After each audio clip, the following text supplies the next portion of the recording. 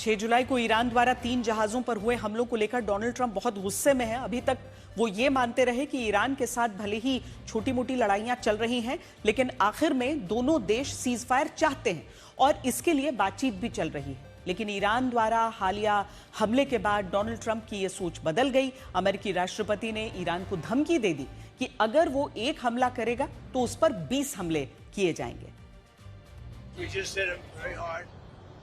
And I say we hit them 20 to 1. Every time they hit us, we're going to hit them 20. And we did it last night.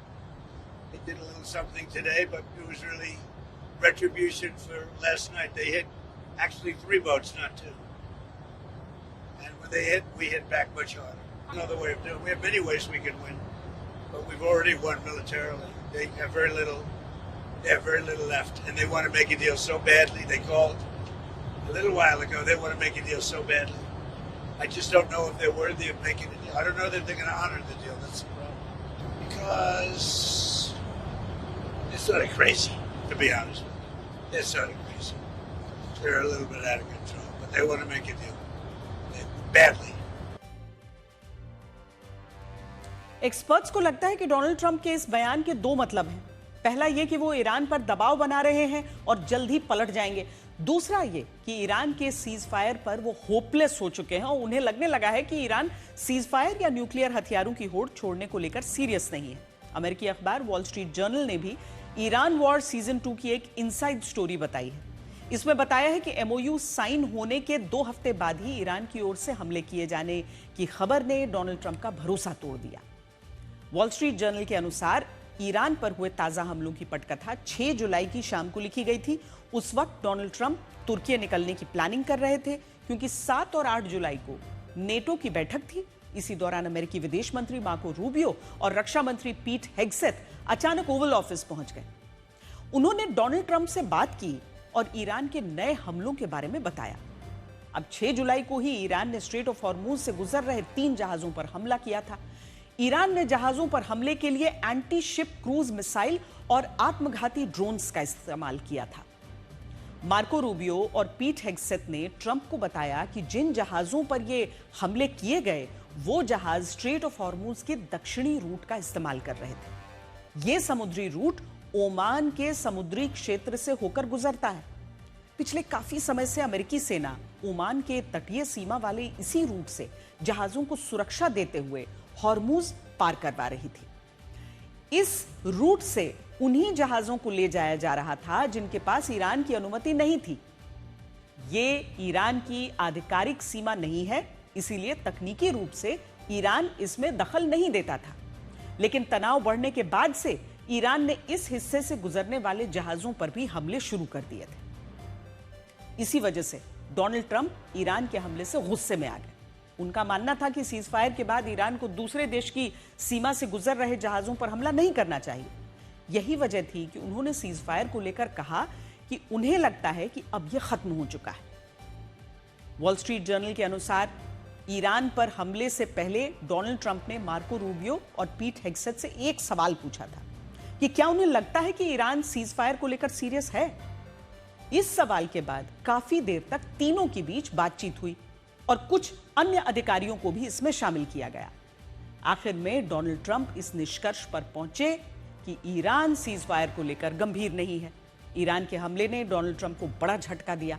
इस हमले से आहत Trump ने सबसे पहले Iran की तेल बिक्री वाले लाइसेंस को रद्द कर दिया और फिर उन्होंने अमेरिकी सेनाओं को आदेश दिया कि वो स्ट्रेट ऑफ हॉर्मूज के पास ईरान के सैन्य ठिकानों पर भीषण हमले करें। और इसके बाद अब उन्होंने धमकी दी है कि अगला हमला ईरान के सिविलियन इंफ्रास्ट्रक्चर और डीसैलिनेशन प्लांट्स पर होगा। यानी ट्रंप ने ईरान को रिहायशी इमारतों और पीने के पानी से जुड़े इंफ्रास्ट्रक्चर को तबाह करने की चेतावनी दी है। इस बार के अमेरिकी हमलों ने ईरान ही नहीं भारत की चिंताएं भी बढ़ा दी है। अमेरिकी सेना के निशाने पर ईरान का चाबहार पोर्ट भी था। सीज फायर के बाद से यह पहली बार है जब अमेरिका ने चाबहार को निशाने पर लिया है। चाबहार भारत के लिए व्यापारिक और रणनीतिक रूप से बहुत महत्वपूर्ण है। अमेरिकी सेना ने चाबहार पर बड़े पैमाने पर हमला किया है। ईरान की सरकारी मीडिया के अनुसार हमलों के बाद शहर के बड़े हिस्से में बिजली कटौती हुई और स्थानीय लोगों ने कई धमाकों की आवाजें सुनने का दावा किया। जानकारी के अनुसार अमेरिकी सेना के निशाने पर चाबहार में मौजूद सैन्य ठिकाने और पोर्ट पर मौजूद कमर्शियल ठिकाने थे। अमेरिकी हमले में चाबहार पोर्ट का ट्रैफिक कंट्रोल टावर ध्वस्त हो गया है। चाबहार पर पिछली बार अमेरिका ने 28 फरवरी को हमला किया था और तब भी उसने पोर्ट पर अटैक नहीं किया था। 28 फरवरी के बाद चाबहार पर अटैक भी नहीं किए गए। ये पहली बार है जब अमेरिका ने चाबहार पोर्ट पर हमला किया है। अमेरिकी सेना का मानना है कि ईरान चाबहार पोर्ट का रणनीतिक इस्तेमाल कर रहा है। चाबहार पोर्ट ईरान के पूर्वी हिस्से में है, जो ओमान की खाड़ी से लगता है। देखा जाए तो स्ट्रेट ऑफ हॉर्मुज से बिल्कुल बाहर की तरफ है। ये ईरान का इकलौता ऐसा समुद्री बंदरगाह है जो गहरे पानी वाले हिस्से में है। यहां से ईरान की पहुंच अरब सागर और हिंद महासागर तक हो जाती है। चाबहार लंबे समय से ईरान की अर्थव्यवस्था की लाइफलाइन रहा है। इसी वजह से भारत ने भी इसमें बड़ा निवेश किया है। अभी तक अमेरिकी सेना मुख्य तौर पर स्ट्रेट ऑफ हॉर्मुज से लगने वाले बंदरगाहों पर हमले कर रही थी, लेकिन चाबहार पोर्ट पर हुए इस हमले के बाद अमेरिका ने ईरान को कड़ा संदेश दिया है। वो ईरान की समुद्री लाइफलाइन को कट कर सकता है और इससे केवल ईरान ही नहीं बल्कि भारत की चिंताएं भी बढ़ गई हैं। दरअसल चाबहार पोर्ट के जरिए भारत का व्यापार पाकिस्तान को बाईपास कर देता है। चाबहार पोर्ट के जरिए भारत अपनी शिपमेंट समुद्री रास्ते से ईरान के चाबहार पहुंचाता है और फिर यहां से अफगानिस्तान और मध्य एशिया के देशों तक व्यापार करता है। इस व्यापारिक मार्ग के होने से पाकिस्तान इसमें बाधा नहीं बनता है। यही वजह है कि भारत के लिए चाबहार पोर्ट एक अहम समुद्री ठिकाना है और इसी वजह से पिछले कई वर्षों से भारत चाबहार पोर्ट पर निवेश भी कर रहा है। चाबहार को विकसित करने के लिए इंडिया पोर्ट्स ग्लोबल लिमिटेड और the ports and maritime organisation of the Islamic Republic of Iran के बीच एक अनुबंध है।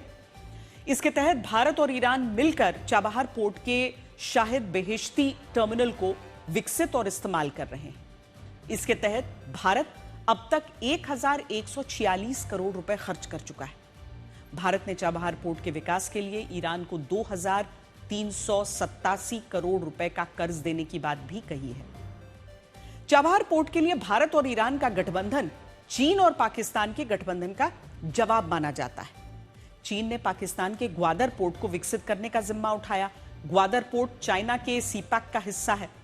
ईरान के चाबहार पोर्ट और पाकिस्तान के ग्वादर पोर्ट के बीच की दूरी मात्र 170 किलोमीटर है। ये दोनों ही ओमान की खाड़ी से लगते हुए हैं। चीन साल 2013 से ही पाकिस्तान के ग्वादर पोर्ट को विकसित कर रहा है। 2017 में तो पाकिस्तान ने ग्वादर पोर्ट को 40 साल की लीज पर चीन को दे दिया। इस पोर्ट के जरिए चीन की पहुंच ओमान की खाड़ी तक हो गई। चीन की इसी रणनीतिक चाल को टक्कर देने के लिए भारत ने साल 2018 में ईरान के चाबहार पोर्ट को मिलकर विकसित करने की जिम्मेदारी ली। इससे ईरान को भी फायदा हुआ और भारत को भी। यह इकलौता विदेशी बंदरगाह है जिसे भारत विकसित कर रहा है और इस्तेमाल भी कर रहा है। हालांकि अभी तक यह साफ नहीं है कि अमेरिका का हमला चाबहार पोर्ट के शाहिद बेहेश्ती टर्मिनल पर हुआ है या कहीं और, लेकिन चाबहार पोर्ट अगर अमेरिकी सेना के निशाने पर है तो इसका असर आज नहीं तो कल शाहिद बेहेश्ती टर्मिनल पर भी होगा और यह भारत के व्यापारिक नजरिए से अच्छी खबर नहीं होगी। भारत की चिंता चाबहार पोर्ट पर अमेरिकी हमला है और अमेरिकी राष्ट्रपति डोनाल्ड ट्रंप की चिंता यह है कि कहीं ईरान उनके जहाज पर हमला न कर दे। कुवैत ने पिछले साल मई में अमेरिकी राष्ट्रपति डोनाल्ड ट्रंप को एक एयरप्लेन गिफ्ट में दिया था। इस प्लेन को कुछ महीने पहले एयरफोर्स 1 में शामिल किया गया और नेटो की समिट के लिए ट्रंप इसी एयरप्लेन से तुर्की गए थे।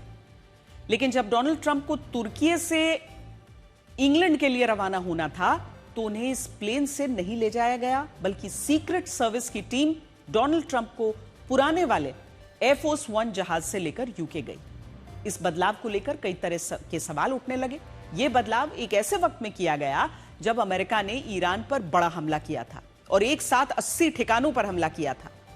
माना जा रहा है कि सुरक्षा कारणों की वजह से ही डोनाल्ड ट्रंप को नए एयरफोर्स 1 के बजाय पुराने वाली ही विमान से ले जाया गया, क्योंकि सुरक्षा के लिहाज से वो ज्यादा सक्षम है। हवाई जहाज बदलने की इस खबर को डोनाल्ड ट्रंप के एक बयान ने भी हवा दी। एयरफोर्स 1 में ही पत्रकारों से बातचीत के दौरान डोनाल्ड ट्रंप ने ईरान से खुद को खतरा बताया। डोनाल्ड ट्रंप से पत्रकारों ने पूछा कि क्या ईरान की ओर से एयरफोर्स 1 को किसी तरह की धमकी मिली है, तो इसके जवाब में डोनाल्ड ट्रंप ने कहा कि ईरान की हिट लिस्ट में वो पहले नंबर पर है और उनके साथ साथ शायद पत्रकार भी खतरे में हो। Aware of any credible threat by Iran against Air Well, I Force have a One? threat all the time. I'm #1 on their list before you. But if I go, you go. Right? But was there a So specific threat today? perhaps someday you want to change professions.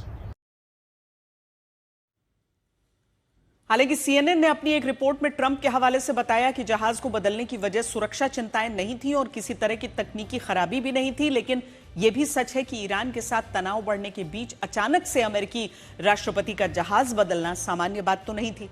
अमेरिकी राष्ट्रपति Donald Trump एक महत्वपूर्ण व्यक्ति हैं, उन पर हमेशा खतरा रहता है। डोनाल्ड ट्रंप का यह कहना कि वो ईरान की हिट लिस्ट में है गलत नहीं है। जुलाई 2024 में आसिफ मर्चेंट नाम के एक पाकिस्तानी व्यक्ति को टेक्सास में अमेरिकी सुरक्षा एजेंसियों ने गिरफ्तार किया था। यूएस डिपार्टमेंट ऑफ जस्टिस के अनुसार आसिफ मर्चेंट को ईरान के इशारे पर ट्रंप की हत्या करने के लिए भेजा गया था। वो एक किलर टीम तैयार कर रहा था।